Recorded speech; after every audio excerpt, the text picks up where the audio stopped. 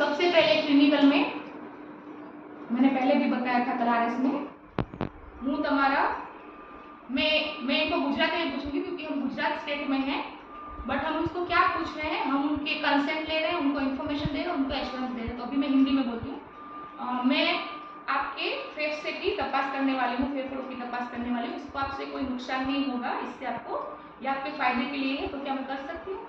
तो इसको short and Sweety रखो, ज़्यादा डिटेल में मत जाओ, है ना, वरना तुम फिर कंफ्यूज हो जाओगे। तो एकदम फ्री लाइन में मैं आपके खाली जगह की तपास करने वाली हूँ, ये आपके लिए फायदा कारक है, तो क्या मैं कर सकती हूँ? अगर आप इसका एब्डोमेन का बोल रहे हैं तो हमें खाली जगह में एब्डोमेन लगा दीजिए। मैं क्या आपकी पेट की तपास करने वाली हूँ, ये आपके लिए फायदा कारक है, आपको कोई नुकसान नहीं है, तो क्या मैं कर सकती हूँ? अभी क्या होता है कि सबसे पहले आपको ना सारे पॉइंट्स याद रखने हैं। तो इंस्पेक्शन में सबसे पहले हम देखेंगे शेप, तो आप पॉइंट याद रखते जाओ कि भाई हमको शेप देखना है, फिर उसके बाद हमको प्रीपोडियम का कंपेयर करना है, शेप है ना दोनों साइड का, फिर उसके बाद हमको क्या देखना है, एपेक्स पल्स देखना है। रेडी, बराबर। अभी जब पल्स देखेंगे ना, तो पल्स के अंदर भी 3-4 चीज का हमको रिपोर्ट करना है कि पल्स में भी रेट देखना है, रिदम देखना है, बराबर। उसके साथ हमको फिर इधर के पल्स देखने हैं कि कैरोटिड का पल्स दिखता है, जुगुलर पल्स दिखता है, ठीक है। फिर हमको स्किन भी देखना है कि भाई कोई डायलेटेड वेन्स है, बराबर, ये सब हमको देखना है। ओके, तो अभी मैं कर रही हूँ inspection of shape of chest in CVS. तो अगेन कैसे करेंगे बेस्ट वे में, टेंजेंशियल ऐसा लिखा है, तो व्हाट इज टेंजेंट, ये बहुत अच्छा है, बोर्ड मेरे सामने ही है। तो टेंजेंट यानी ये कोई सर्कल है और ये जो एक लाइन पास हुई, इसने इसको क्रॉस नहीं किया, और ये अभी इसके परपेंडिकुलर है, राइट, है ना, बराबर लिखना, परपेंडिकुलर है ना लाइन, तो ये हो गई टेंजेंट लाइन। तो अभी मैं कैसे देखूंगी कि ये इनका कर्व जो है शेप ऑफ चेस्ट, तो इनका कर्व कैसा है, शेप ऑफ ऐसा है, ये इनका बीच में स्ट्रेटनर है, बराबर।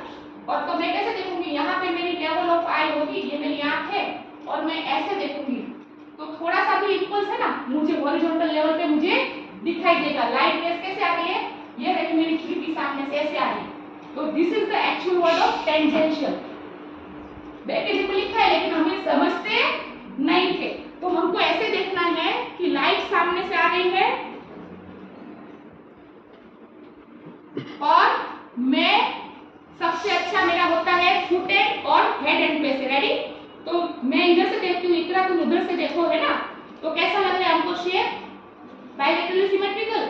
और क्या तुमको प्रीपोडियम का बल्जिंग लग रहा है, नहीं लग रहा है। और अगर हम ध्यान से देखेंगे, can you see apex impulse behind the nipple, थोड़ा थोड़ा क्या हो रहा है, थोड़ा थोड़ा ऐसे डिफ्यूज है, मतलब एकदम से ऐसे उंगली नहीं रख सकते, लेकिन उधर है बिलो द, हाँ यस, तो उसका हम कब करेंगे कंफर्मेशन, ड्यूरिंग पाल्पेशन। तो अभी हम क्या बोलेंगे, मैंने क्या देखा कि shape of chest is bilaterally symmetrical, precordium is not elevated, और व्हाट इज प्रीपोडियम वैसा भी पूछने में एग्जामिनर, तो area of chest wall lying over the heart is precordium. Apex impulse is, तुम सुपरमैन तो नहीं हो ना, तो हम ऐसे नहीं बोलेंगे ना कि ये मैंने एक्सरे किया और ये फिफ्थ इंटरकोस्टल स्पेस में दिख रहा है, ऐसे नहीं बोलेंगे ना। तो अभी हम वेन बोलेंगे ना, कैसा क्या दिख रहा है, ये दिख रहा है कि लेफ्ट साइड पे है और निपल के कुछ बिलो है, और मैं अभी तो हाथ नहीं लगाऊंगी ना, इंस्पेक्शन चल रहा है ना पेशेंट का, तो अभी मैं हाथ नहीं लगाऊंगी, तो मैं कब बोलूंगी मेरा कंफर्म, ड्यूरिंग माय पाल्पेशन कि भाई कौन से इंटरकोस्टल स्पेस में, ठीक है। तो अभी तो मैं इतना बोलूंगी कि apex impulse below the nipple दिख रहा है, ठीक है। फिर हमको क्या देखना है, अदर इंपल्सेस। तो देखो आप अपना इधर करेंगे, तो देखो ऐसे उन्होंने किया ना, यहाँ नहीं देखा से एंटीरियर, इनका एंटीरियर एंगल पता है ना, तुमको एंटीरियर ट्रायंगल बता सकती हो ना, एंटीरियर एंगल ट्रायंगल का कैसे, स्टर्नोक्लेटोमस्टल है ना, और ट्रेकिया, तो कौन सा पल्स होता है वहां पे एंटीरियर ट्रायंगल में, कैरोटिड, उसके साथ कौन सी वेन होती है, जुगुलर वेन। तो कोई पल्स दिख नहीं रहे ना, नॉर्मल है, बेटा इस साइड मूव करो, यहाँ पे भी तुमको कोई पल्स दिख रही है अभी, और दिखेगी, अगर बहुत विवेक सब दिखे तो कैसे दिखती है कैरोटिड की पल्स, वेरी डिफ्यूज, सर्कमस्क्राइब, है ना, एकदम से अपन डिफ्यूज, जिसके एरिया एरिया और बाउंड्री बहुत वेल डिफाइंड नहीं है, उसको क्या बोलेंगे, डिफ्यूज। जैसे वो तुम ब्राउनी होती ना, ब्राउनी, गरम गरम ब्राउनी, उसके अंदर तुमने वेनिला आइसक्रीम डाला तो क्या हो जाएगा, वेनिला का बाउंड्री विल डिफ्यूज, है ना। Very good. चलो નથી જોવાનો હા, તમે ક્યાં ફોકસ કરો છો કેમેરાને, પેશન્ટના ચેસ્ટ ઉપર કરવાની છે ना, हमारे हैंड मूवमेंट पर। रेडी।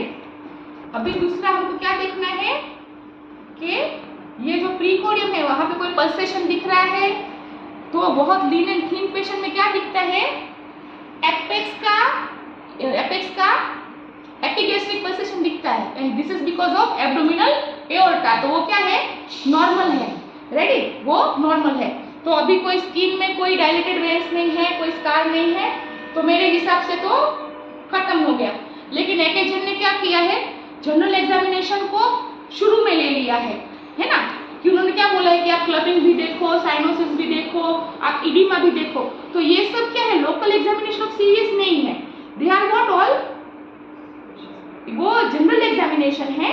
तो पहले आप क्या करो, चालू आप यही से करो कि भी शेप ऑफ द चेस्ट और वगैरह, और फिर आप लास्ट में ऐड करो। अगर एग्जामिनर आपको बहुत पूछ रहे हैं कि और क्या देखेंगे, तो बोलेंगे कि सर जनरल एग्जामिनेशन में ये सब भी देखना होता है कि डिस्कनिया है कि नहीं, क्लबिंग है कि नहीं, साइनोसिस है कि नहीं, बराबर, वो सब हम देखेंगे।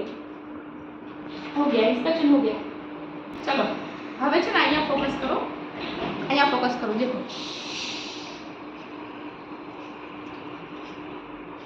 तो मुझे, तो आपको फोन में दिखेगा कि नहीं पता नहीं, लेकिन मुझे इधर एपेक्स इम्पल्स थोड़ा थोड़ा दिख रहा है। तो क्या वो इतना विजिबल है कि मैं रेट बता सकूं? रेट कैसे देखेंगे कि अगर बहुत अच्छा विजिबल है तो मैं मेरी घड़ी में देख के बताऊंगी कि भाई 70 बीट पर मिनट, पर इतना विजिबल नहीं है कि मैं अभी उसका रेट काउंट करूं। वरना अगर अच्छा विजिबल इम्पल्स है तो हम क्या बोलेंगे कि उसका रेट कैसा है, रिदम उसका रेगुलर है कि नहीं, और उसका लोकेशन, ये सब भी हमको एपेक्स इम्पल्स में कवर करना है। अभी देखो, जो इंस्पेक्शन में देखते हैं वो क्या होता है बेटा, इम्पल्स, कार्डियक इम्पल्स, और जो पाल्पेट करते हैं वो एपेक्स बीट, है ना। हाँ तो ठीक है, चलो अभी हम चालू कर देते हैं पाल्पेशन, बराबर। तो सबसे पहले हम कहाँ से चालू करेंगे पाल्पेशन में, टेम्परेचर वो दिखा है ना।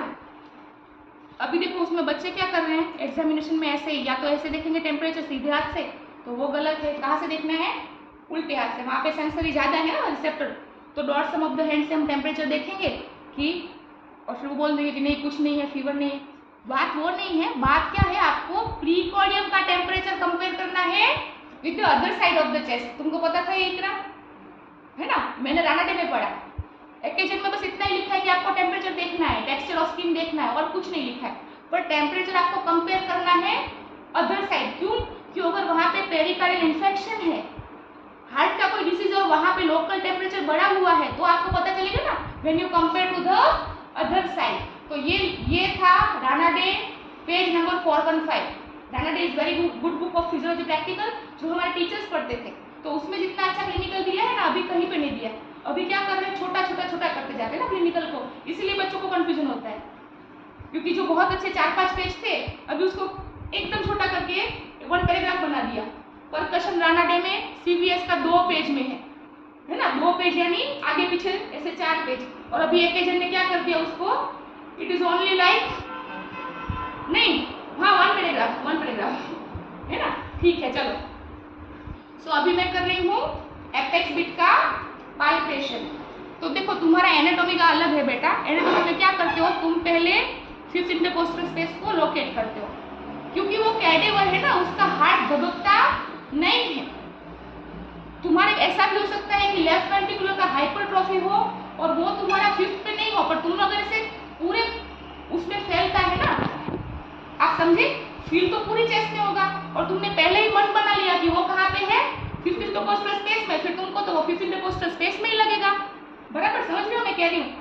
तो एनाटॉमी को मजबूरी है ना, उनके पास कैडेवर है, तो वो सरफेस मार्किंग में ऐसे दिखाते हैं, लेकिन हमारे पास इधर क्या है, धबकता हुआ हार्ट है। तो मेडिसिन भी वही कहता है कि पहले तुम 5th इंटरकोस्टल स्पेस मत बोलो, पहले तुम पूरा, तुमको जहाँ पे एपेक्स इम्पल्स दिखा था इंस्पेक्शन में, वहाँ पे तुम अपना पूरा पाम लगाओ, फिर तुम्हारा कंसंट्रेशन डालो कि तुमको कहाँ पे वो एकदम फील हो रहा है। रेडी? फिर जहां पे तुमको ज्यादा फील हो रहा है ना वहां पे अल्नार बॉर्डर। क्यों? क्योंकि वहां पे क्या है, हमारा सेंसरी रिसेप्टर ज्यादा है। फिर वहां भी अल्नार बॉर्डर में तुमको सबसे ज्यादा जहां पे फील हो रहा है वहां पे रखो 3 उंगली, है ना। एकदम छोटा छोटा कर रहे हैं, जो एकदम बड़ा बड़ा एरिया है ना उसको क्या कर रहे हैं हम, एकदम पॉइंट करने की कोशिश कर रहे हैं। फिर उसमें भी 2 फिंगर, फिर 1 फिंगर, और फिर क्या खत्म हो गया, खत्म हो गया ना, इतना हो गया एपेक्स बीट का पाल्पेशन। Are you sure? नहीं बेटा, नहीं हुआ ना अभी। क्यों नहीं हुआ? कि अभी तो मेरे को क्या करना पड़ेगा, हाँ, तो ये जो स्टर्नल नॉच है उसके साथ ये क्या है, एंगल, स्टर्नल एंगल, उसके एडजेसेंट कौन है, सेकंड रिब। तो सेकंड के नीचे जो पड़ेगी वो कौन सी है, सेकंड इंटरकोस्टल स्पेस। उसके नीचे जो पड़ेगी वो थर्ड, उसके नीचे जो पड़ेगी वो फोर्थ, तो ये फिफ्थ इंटरकोस्टल स्पेस। इतना मुझे पेन दो बेटा, आराम से, हाँ आराम से। और जो मुझे लग रहा है पॉइंट અહીંયા मैं नानो पॉइंट करूँ छो भाई, थैंक यू। अभी खत्म हो गया इकरा, अभी खत्म हो गया एपेक्स बीट का, जवाब तो अभी भी खत्म नहीं हुआ। पोज कर जो देते हैं, फिर उस बच्चे गलती करते हैं। इतना करने के बाद पहले तो वो क्या है, पॉइंट नहीं लगाते, फिर क्या बोलते हैं, ऐसे बोल देंगे कि मिड क्लेविकुलर लाइन से अंदर मीडियली 1 सेंटीमीटर विदाउट मेजरमेंट बोल देंगे, है ना। हमारे आंख में माप पट्टी नहीं है ना, तो मेरा देखो मिड क्लेविकुलर लाइन तुमको इधर लगता है, मुझको इधर लगता है, तो mid clavicular line is variable. एकदम फिक्स क्या है, मिड स्टर्नल लाइन। तो मुझे मिड स्टर्नल लाइन पसंद है, तो फिफ्थ इंटरकोस्टल स्पेस से एग्जैक्ट देखो 9 सेंटीमीटर, है ना। कितना अच्छा फिजियोलॉजिकल, फिफ्थ इंटरकोस्टल स्पेस में 9 centimetre from mid sternal line. तो ये हुआ तुम्हारा एपेक्स बीट का। अभी क्या हुआ है, सिर्फ लोकेशन हुआ है। अभी भी एपेक्स बीट में कितने सारे हेडिंग बाकी है, बताओ आप देख के। Yes, character. तो देखो कैरेक्टर में कैसे पता चलेगा, हमने जब ऐसे रखा ना, तो कैरेक्टर टैपिंग, कैरेक्टर हिविंग और कैरेक्टर नॉर्मल। तो नॉर्मल कैरेक्टर है ना, वो हम जब बहुत सारे लोगों का करते हैं ना पता चलता है हमको कि नॉर्मल क्या है। टैपिंग यानी हाइपर डायनेमिक हार्ट। आप दौड़ के आए हो, आपको अनीमिया है, आपका सर्कुलेशन बहुत ज्यादा चल रहा है, तो एकदम फटाफट से फील होगा, फटाफट से, क्योंकि रेट ज्यादा है। तो सबसे पहले मेरे को बोलना है पाल्पेशन में एपेक्स बीट का कंफर्म हो गया लोकेशन कि it is in fifth intercostal space 9 centimetre away from mid sternal line. फिर rate is 72 beat per minute, rhythm is regular. इतना बोलने के बाद मैं बोलूंगी कि character is normal. Abnormal character क्या है, टैपिंग, एकदम शॉर्ट, टक टक, जैसे रैप सॉन्ग होता है ना एकदम फटाफट, दैट इज टैपिंग। वो एकदम शॉर्ट कांटेक्ट है और छूट गया। ये एपेक्स आया हार्ट का, चेस्ट वॉल से लगा छूट गया, लगा छूट गया। Hyper dynamic heart is beating very fast. फिर है वेंट्रिकुलर हाइपरट्रॉफी, एकदम सस्टेन कॉन्ट्रैक्शन, मसल मास बहुत ज्यादा है, that will be sustain contraction, उसको बोलेंगे हीविंग। तो दिस इज व्हाट कैरेक्टर, समझ आया ना। अगर हमको नहीं बोलना है तो मत बोलो, बस इतना बोलो कि एपेक्स बीट का लोकेशन फिफ्थ इंटरकोस्टल स्पेस में mid sternal line 9 centimetre away. फिर बोलो कि rate is 72 beats per minute और रिदम इज रेगुलर। इतना भी क्या है बेटा, इनफ है, इतना भी इनफ है। ठीक है, चलो पॉज कर जो ना। अभी देखो एपेक्स बीट का ना रिलेशन भी देखना है। अभी देखो 3 आर आ गए ना, रेट, रिदम एंड रिलेशन। तो एपेक्स बीट का रिलेशन किससे देखेंगे, विथ पल्स, है ना, कि इधर एपेक्स बीट आ रहा है तो वो 72 बीट्स पर मिनट है, तो मेरी पल्स भी क्या 72 बीट्स पर मिनट है ना। तो वो हो गया एपेक्स बीट का रिलेशन विथ पल्स, है ना। तो इधर से भी काउंट कर रहे हैं, घड़ी में देख रहे हैं 1 मिनट का, और यहाँ पे निकला तो यहाँ पे पहुंचा, यहाँ पे निकला तो यहाँ पे पहुंचा, बीच में कोई मिस हो रहा है क्या पल्स, वरना बराबर। ठीक है, ऐसा हो सकता है ना, जो कनेक्टिव टिश्यू डिसऑर्डर है ना, जिसमें आर्टरी में बहुत कंस्ट्रिक्टर हो गया है वगैरह, है ना, आर्टरीस्क्लोसिस है, तो उसमें क्या है कि पल्स इतना वीक हो जाएगा ना कि आपको फील नहीं होगा, तो पल्स क्या होगा, मिस होगा। तो यहाँ पे तुम्हारा काउंटिंग होगा 72 बीट्स पर मिनट, और यहाँ पे तुम्हारा काउंटिंग होगा नियर बाय 64। ऐसा मैंने केस देखा है, ऐसा है ना। तो रिलेशन एपेक्स बीट का रेट देखा, रिदम देखा, रिलेशन, तो रिलेशन विथ पल्स, है ना, बराबर, relation with respiratory rate, okay बराबर। तो एपेक्स बीट का रिलेशन विथ रेस्पिरेटरी रेट क्या होना चाहिए, 4Z1, रेस्पिरेटरी रेट 16 है तो उसके 4 गुना कितना होना चाहिए तुम्हारा एपेक्स बीट। कहाँ पे लिखा है ये? रानाडे में लिखा है। रानाडे के सीबीएस और आरएस एग्जामिनेशन दोनों में ये बात मेंशन है, ठीक है। Relation of beat with pulse respiration, ठीक है। પોઝ હવે છે ને આને કટ કરી નાખો, હવે નવો વિડિયો લો।